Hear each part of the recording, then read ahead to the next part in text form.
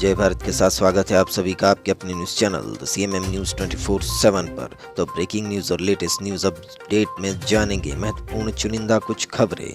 तो यूपी से खबर आ रही है कि यूपी के कैबिनेट का एक्सपेंशन हुआ है। जतिन प्रसाद को तकनीकी शिक्षा विभाग की जिम्मेदारी मिली है। योगी मंत्रिमंडल में शामिल नए सदस्यों को नया विभाग मिला है। वहीं कन्हैया कुमार और जिग्नेश मेवाणी कांग्रेस में आज शामिल होंगे। 3 बजे आज कांग्रेस की सदस्यता लेंगे ये दोनों युवा नेता। वहीं दिल्ली से खबर आ रही है, अरविंद केजरीवाल ने टूरिस्ट लोगों के लिए, दिल्ली घूमने आने वालों के लिए एक एप्लीकेशन लॉन्च किया है जिसमें दिल्ली की सारी जगहों की महत्वपूर्ण जानकारियां होगी। उसी के साथ चक्रवात गुलाब को लेकर खबर आ रही है। जी हाँ दोस्तों, चक्रवात तूफान गुलाब आंध्र प्रदेश के कई इलाकों में भारी जल जमाव लेकर आया है। वहीं गुजरात और मध्य प्रदेश में भी अलर्ट जारी किया गया है इस तूफान के चलते। तो बने रहिए वीडियो के एंड तक ताकि आपकी कोई भी न्यूज़ अपडेट मिस ना हो। सारी की सारी खबरें आपके लिए बहुत ही महत्वपूर्ण हैं। तो हेलो दोस्तों, आज तारीख हो चुकी है 28 सितंबर 2021 और दिन हो चुका है मंगलवार। तो बढ़ते हैं पहली खबर की ओर। तो पहली खबर में है, जतिन प्रसाद को तकनीकी शिक्षा विभाग की जिम्मेदारी मिली। योगी मंत्रिमंडल में शामिल नए सदस्यों को मिला नया विभाग।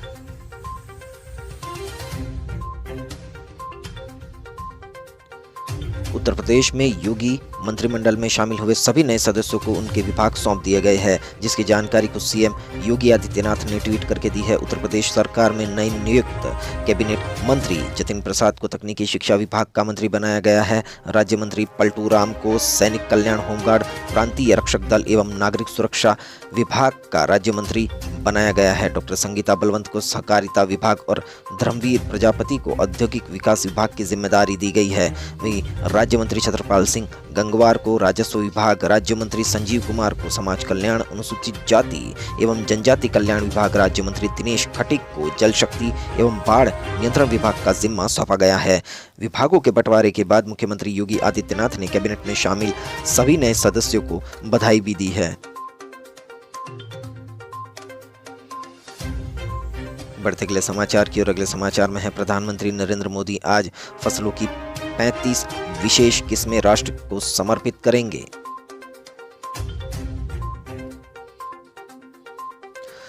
प्रधानमंत्री नरेंद्र मोदी जलवायु अनुकूल प्रौद्योगिकी को अपनाने के लिए बड़े पैमाने पर जागरूकता फैलाने के मकसद से आज 35 फसलों की विशेष किस्मों को राष्ट्र को समर्पित करेंगे। प्रधानमंत्री कार्यालय ने कहा कि डिजिटल समारोह के दौरान प्रधानमंत्री रायपुर में national institute of biotic stress tolerance के नवनिर्मित परिसर का उद्घाटन भी करेंगे। बढ़ते अगले समाचार की ओर। अगले समाचार में है, आकाश मिसाइल के एडवांस वर्जन का सफल परीक्षण, आकाश प्राइम बनेगा दुश्मनों के लिए काल। आकाश मिसाइल के एडवांस वर्जन का उड़ीसा के चांदीपुर से सफलतापूर्वक परीक्षण किया गया। अधिकारियों ने बताया कि आकाश प्राइम नामक मिसाइल ने अपने पहले परीक्षण उड़ान में दुश्मन के विमान की नकल के रूप में एक मानव रहित हवाई लक्ष्य को सटीकता से भेदा है। उन्होंने बताया कि परीक्षण शाम 4:30 बजे किया गया। एक अधिकारी ने कहा कि वर्तमान आकाश प्रणाली की तुलना में आकाश प्राइम में सटीकता के लिए एक F का पता लगाने की स्वदेशी तकनीक लगी है। अन्य सुधार के चलते भी ऊंचाई पर कम तापमान वाले वातावरण में यह भरोसेमंद प्रदर्शन कर सकती है। बढ़ते अगली खबर की ओर। अगली खबर में, सर्बानंद सोनोवाल सेल्वा गणपति मुरुगन राज्यसभा के लिए निर्विरोध निर्वाचित। केंद्रीय मंत्री सर्बानंद सोनोवाल एल मुरुगन और भारतीय जनता पार्टी के नेता एस सेल्वा गणपति सोमवार को राज्यसभा के लिए निर्विरोध निर्वाचित घोषित कर दिए गए। सर्बानंद सोनोवाल असम में राज्यसभा के लिए निर्विरोध निर्वाचित घोषित कर दिए गए। असम में इस सीट के लिए सोनोवाल एकमात्र उम्मीदवार थे और नाम वापस लेने के आखिरी दिन निर्वाचन अधिकारी ने उन्हें संसद के उच्च सदन के लिए निर्वाचित घोषित किया। इसके साथ असम में राज्यसभा में सत्तारूढ़ भारतीय जनता पार्टी की सीटों की संख्या बढ़कर 3 हो गई, जबकि उसके सहयोगी असम गण परिषद के पास राज्यसभा की 1 सीट है। असम में राज्यसभा की कुल 7 सीटें हैं, जिनमें से 2 सीटें कांग्रेस के पास है और 1 सीट पर निर्दलीय सदस्य हैं। बढ़ते अगले समाचार की ओर। अगले समाचार में है, भारत बंद से इतर किसानों ने की नोएडा प्राधिकरण में तालाबंदी की कोशिश, तीखी झड़प भी हुई।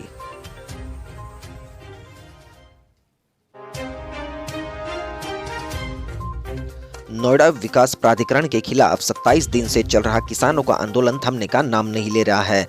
किसानों ने सोमवार को एक बार फिर जोरदार प्रदर्शन किया और बैरियर तोड़कर प्राधिकरण के कार्यालय में घुसकर तालाबंदी करने की कोशिश की। इस दौरान किसानों की पुलिस के साथ तीखी झड़प हुई। यह घटनाक्रम ऐसे समय हुआ जब किसान संगठनों ने केंद्र के नए कृषि कानूनों के खिलाफ भारत बंद को आहूत किया था। पुलिस अधिकारियों ने कहा कि किसानों के जारी प्रदर्शन के चलते प्राधिकरण की सुरक्षा कड़ी कर दी गई है तथा रास्तों में अवरोधक लगाए गए हैं। भारतीय किसान परिषद के राष्ट्रीय अध्यक्ष सुखबीर खलीफा के नेतृत्व में दोपहर सैकड़ों की संख्या में किसान सेक्टर 6 में प्राधिकरण के मुख्य कार्यालय की तरफ बढ़े थे। इस दौरान पुलिस के साथ उनकी तीखी झड़प भी हुई थी। किसानों ने प्राधिकरण और राज्य सरकार के खिलाफ जमकर नारेबाजी भी की थी। बढ़ते अगली खबर की ओर। अगली खबर में है सीएम केजरीवाल ने देखो हमारी दिल्ली ऐप लॉन्च किया। शहर के पर्यटन स्थलों की मिलेगी पूरी जानकारी।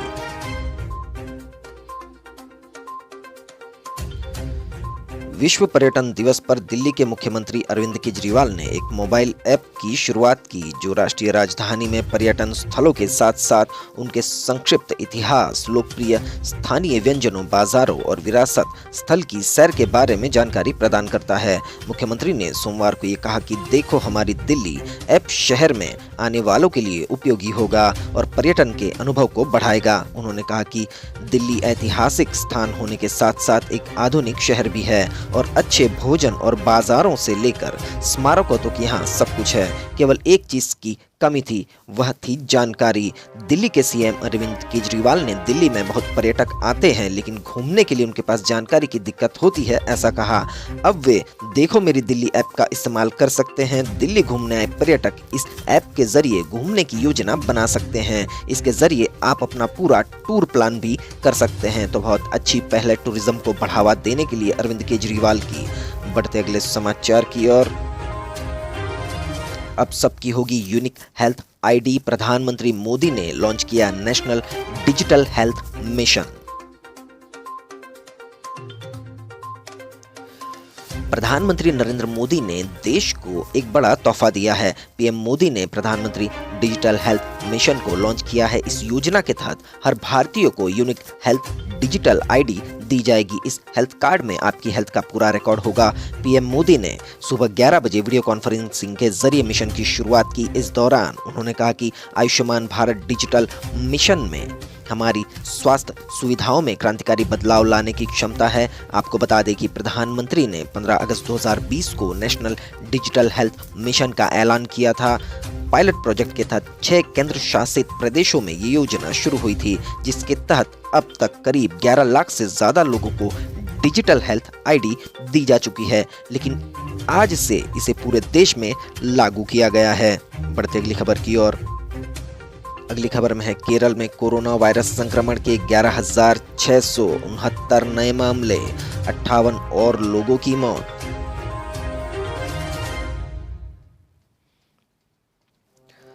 केरल में सोमवार को कोरोना वायरस संक्रमण से 58 और मरीजों की मौत हो गई तथा महामारी के 11,699 नए मामले सामने आए। इसके साथ ही कुल मामले बढ़कर 46,41,614 हो गए और मृतकों की संख्या 24,661 पर पहुंच गई। एक आधिकारिक प्रेस विज्ञप्ति में कहा गया कि पिछले एक दिन में 17,763 लोग ठीक हो गए। राज्य में अब तक कोविड-19 से पीड़ित होने के बाद 44,59,193 लोग ठीक हो चुके हैं और अभी 1,57,158 मरीज उपचाराधीन हैं। पिछले 24 घंटे में 80,372 नमूनों की भी जांच की गई है। वहीं केरल हाई कोर्ट ने कहा कि वह 3 दिन बाद केंद्र सरकार की उस अपील पर सुनवाई करेगा जो कोविड शील्ड की पहली खुराक के 4 सप्ताह बाद ही दूसरी खुराक लेने की अनुमति देने के विरुद्ध दायर की गई थी। तो ये केरल की कोरोना से अपडेट थी। बढ़ते अगली खबर की ओर। अगली खबर में है बहुजन समाज पार्टी के राष्ट्रीय महासचिव ने की अखिलेश यादव से मुलाकात। तो एसआर कुशवाहा ने अखिलेश यादव से मुलाकात की है। बहुजन समाज पार्टी बीएसपी के राष्ट्रीय महासचिव RS कुशवाहा ने सोमवार को समाजवादी पार्टी अध्यक्ष अखिलेश यादव से मुलाकात की। कुशवाहा ने SP राज्य मुख्यालय में अखिलेश से मुलाकात की।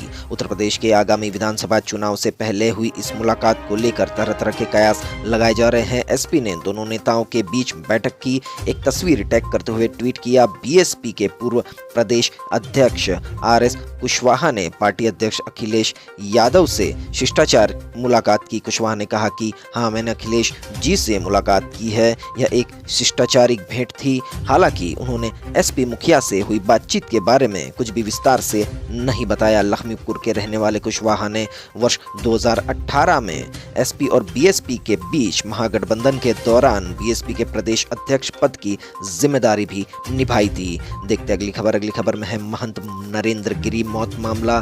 कोर्ट ने आनंद गिरी, आद्या प्रसाद और संदीप को 7 दिन की CBI रिमांड पर भेजा।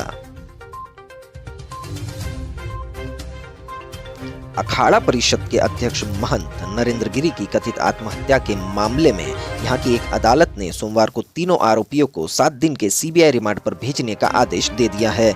जिला शासकीय अधिवक्ता गुलाब चंद्र अग्रहरी ने बताया कि केंद्रीय अन्वेषण ब्यूरो CBI ने नैनी जेल में बंद आनंद गिरी, आद्या प्रसाद तिवारी और संदीप तिवारी को रिमांड पर लेने का प्रार्थना पत्र रविवार को रिमांड मजिस्ट्रेट के समक्ष पेश किया था।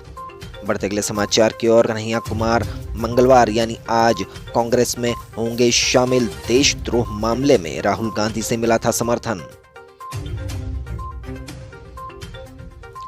जवाहरलाल नेहरू विश्वविद्यालय यानी JNU में देश विरोधी नारों के मामले के बाद सुर्खियों में आए CPI नेता कन्हैया कुमार को मंगलवार यानी आज कांग्रेस पार्टी में शामिल होने जा रहे हैं। एक टीवी चैनल के सूत्रों से मिली जानकारी के अनुसार कन्हैया कुमार को कांग्रेस पार्टी में शामिल किए जाने को लेकर लंबे समय से पार्टी में बातचीत हो रही थी। अब मंगलवार यानी 28 सितंबर आज कन्हैया कांग्रेस की सदस्यता ग्रहण करने जा रहे हैं। 2016 में JNU में देश विरोधी नारे लगे थे और कन्हैया कुमार पर उन नारों में शामिल होने का आरोप लगा था। कन्हैया कुमार पर देशद्रोह का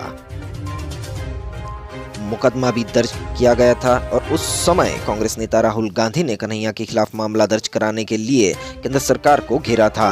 राहुल गांधी ने JNU जाकर छात्रों को अपना समर्थन भी दिया था। तो वहीं पाकिस्तान से खबर आ रही है, इमरान खान ने एक बार फिर की तालिबान की वकालत, कहा वादों को पूरा करने के लिए मदद करना है जरूरी। आतंकवादियों के पनाहगाह पाकिस्तान के प्रधानमंत्री इमरान खान ने एक बार फिर तालिबान की वकालत की है। इमरान ने कहा कि अफगानिस्तान के नए शासकों को प्रोत्साहन देने की जरूरत है ताकि वे अपने वादों को पूरा करें। तालिबान को अब तक अंतर्राष्ट्रीय मान्यता नहीं मिली है। तालिबान ने 1996 से 2001 तक अपने पूर्व के शासन की तुलना में इस बार समावेशी सरकार और उदार इस्लामिक कानून अपनाने का वादा किया है। हालांकि हाल के उनके कदमों से जाहिर होता है कि वे खासकर महिलाओं के प्रति अपने रुख को लेकर पुराने रास्ते पर लौट रहे हैं। एक आधिकारिक बयान के अनुसार इमरान खान ने सोमवार को अमेरिका के वॉशिंगटन पोस्ट अखबार में प्रकाशित एक लेख में कहा कि दुनिया में एक समावेशी अफगान सरकार अधिकारों के लिए सम्मान की भावना और प्रतिबद्धताओं को पूरा किए जाने की इच्छा तो रखती है। यह भी अफगानिस्तान की धरती का इस्तेमाल आतंकवाद के लिए फिर कभी नहीं किया जाएगा। ऐसा वकालत करते हुए तालिबान के फेवर में इमरान खान ने बयान दिया है। बढ़ते अगली खबर की ओर, अगली खबर में है तेजी से निर्यात मंजूरी के लिए भारत अमेरिका के बीच करार।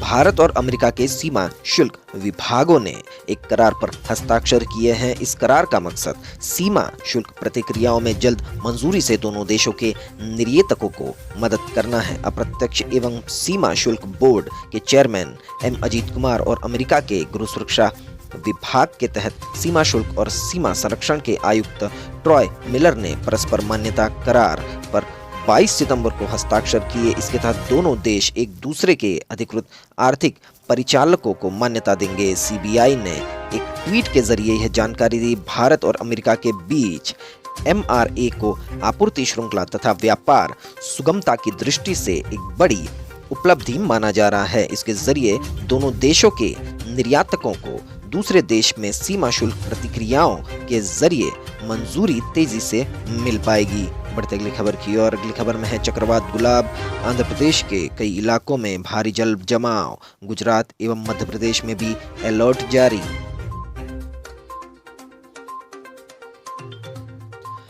भारतीय मौसम विभाग यानी आईएमडी ने कोंकण और गोवा, गुजरात के कुछ इलाकों में भारी बारिश का पूर्वानुमान जताया है और रेड वार्निंग जारी कर दिया है। इसके अलावा सौराष्ट्र और कच्छ के साथ साथ मराठवाड़ा में भी मंगलवार को ऑरेंज अलर्ट जारी किया है।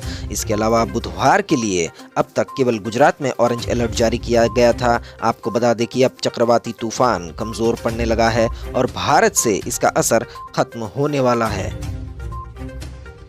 आंध्र प्रदेश में चक्रवात ने सामान्य जनजीवन को ठप किया है। वहीं अभी भी मध्य प्रदेश और गुजरात में अलर्ट जारी है। बढ़ते अगली खबर की और अगली खबर में है देश के 11 राज्यों में डेंगू का नया वेरिएंट DENV2। उत्तर प्रदेश के कई इलाकों में कहर जारी है। देश के 11 राज्यों में डेंगू के नए वेरिएंट की पहचान हुई है। स्वास्थ्य विशेषज्ञों के लिए चिंता का विषय है। हालांकि डेंगू अभी नियंत्रण में है, लेकिन इसके नए वेरिएंट डेंगू DENV2 के कई मामले देश भर से सामने आ रहे हैं। आपको बता दें कि डेंगू के अनेकों वेरिएंट DENV1, 2, 3, 4, 2, D2 सबसे अधिक खतरनाक है। भारतीय आयुर्विज्ञान अनुसंधान परिषद के महानिदेशक डॉक्टर बलराम भार्गव ने बताया कि यह वेरिएंट काफी खतरनाक है। उनके अनुसार यही वेरिएंट पश्चिमी उत्तर प्रदेश के जिलों फरीदाबाद, आगरा, मथुरा, अलीगढ़ में मौत का कारण बन रहा है। वहीं उत्तर प्रदेश में अभी भी मच्छरों का और डेंगू का प्रकोप जारी है। बढ़ते अगली खबर की और अगली खबर में है अलवर में दोबारा होगा रीट। देरी से पहुंचा था पेपर। ढीकवाड़ा केंद्र के 600 अभ्यर्थियों को मिलेगा मौका। शिक्षा मंत्री गोविंद सिंह डोटासरा का ऐलान, 3 हफ्ते में होगी परीक्षा। या दोस्तों, अब राजस्थान से एक बार फिर रीट को लेकर खबर आई है। तो अलवर में ट्रैफिक की वजह से कमला देवी महाविद्यालय पर रीट का पेपर देरी से पहुंचा था। इसकी वजह से वहां के अभ्यर्थियों ने पहली पारी की परीक्षा देने से इनकार कर दिया था। अब शिक्षा विभाग जिला नोडल एजेंसी की मदद से अलवर के ढीकवाड़ा केंद्र पर फिर से परीक्षा का आयोजन करेगा। इसमें कमला देवी महाविद्यालय केंद्र के लगभग 600 अभ्यर्थी फिर से परीक्षा देंगे। देखते अगले समाचार। कन्हैया कुमार आज थामेंगे कांग्रेस का हाथ। सीपीआई को फाइनली बाय बाय कहेंगे कन्हैया कुमार। आज 3 बजे लेंगे कांग्रेस की सदस्यता। तो फायर ब्रांड नेता सीपीआई में रह चुके जेएनयू विवाद में फंस चुके और युवाओं के काफी चहीते युवा नेता कन्हैया कुमार आज 3 बजे कांग्रेस की सदस्यता लेने वाले हैं और उन्हीं के साथ उनके दोस्त जिग्नेश मेवाड़ी निर्दलीय विधायक भी कांग्रेस में शामिल होंगे। आपको खबर में आगे दिखाया जाएगा। फिलहाल बढ़ते अगले समाचार की और अगले समाचार में है भारत बंद पर लालू प्रसाद हुए ट्रोल। आरजेडी सुप्रीमो ने कहा हम किसानों और भारत बंद के साथ है। लोगों ने पूछा किसानों के पशुओं का चारा खाकर आप हितैषी कैसे बन गए, तो अपने ही बयान में फंस गए हैं लालू प्रसाद यादव। उन पर काफ़ी ट्रोलिंग हुई है सोशल मीडिया पर। लालू प्रसाद ने किसान संगठनों के आह्वान पर भारत बंद के समर्थन में ट्वीट किया तो खुद ही ट्रोल होने लगे। उन्होंने ट्वीट कर लिखा, भारत कृषकों के परिश्रम से ताकत पाकर बढ़ने वाला कृषि प्रधान देश है। यह मुट्ठी भर पूंजीपतियों का क्रोनी कैपिटलिज्म प्रधान देश नहीं है। घोर पूंजीवाद समस्त धन को मुट्ठी भर लोगों की झोली में डालता है, जबकि किसान सबके लिए अन्न पैदा करता है। इसलिए हम किसानों और भारत बंद के साथ है। लालू के इस ट्वीट पर लोगों की तरह तरह की प्रतिक्रियाएं आ रही है। लालू के पक्ष विपक्ष में लोग ट्विटर पर भिड़ रहे हैं। गौतम ने लिखा है कि किसानों के पशुओं का चारा घोटाला कर आप किसान हितैषी कैसे बन गए। गंगा शरण लिखते हैं कि गरीब की सरकार बोलकर गरीब को लूट लिए। सामाजिक न्याय से समाज में जातीय और वर्ग भेद बढ़ाया और धर्म निरपेक्षता के नाम पर तुष्टीकरण से देश को बर्बाद किया। ये आरोप भी लगाया एक ट्विटर यूजर ने लालू प्रसाद यादव पर। अब जनता जान चुकी है कि किसी घोटालेबाज का समर्थन जनता नहीं करेगी। तो इस तरीके से ट्विटर पर लालू प्रसाद यादव ट्रोल हो रहे हैं। बढ़ते अगली खबर की और अगले खबर में है बरसात से बिगड़े हालात। अमरेली के राजूला में 4.5 इंच बारिश होने से सड़क पर दरिया बहने लगा। रुपेणी नदी में बाढ़। तो गुजरात के अमरेली से ये खबर आ रही है।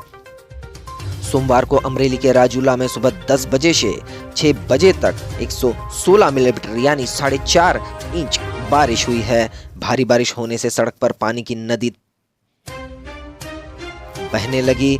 मुख्य बाजार में पानी भरने से व्यापारी परेशान हो गए। राजूला के हिंडरोना, छतड़िया, कड़ियाणी खखबाई, मोटा और आगरिया जापोदर में भारी बारिश हुई है। मौसम विभाग की चेतावनी को ध्यान में रखते हुए बाबरा मार्केटिंग यार्ड को बंद कर दिया गया है। जाफराबाद तहसील के टीबी गांव के रुपेणी नदी में बाढ़ आ गई।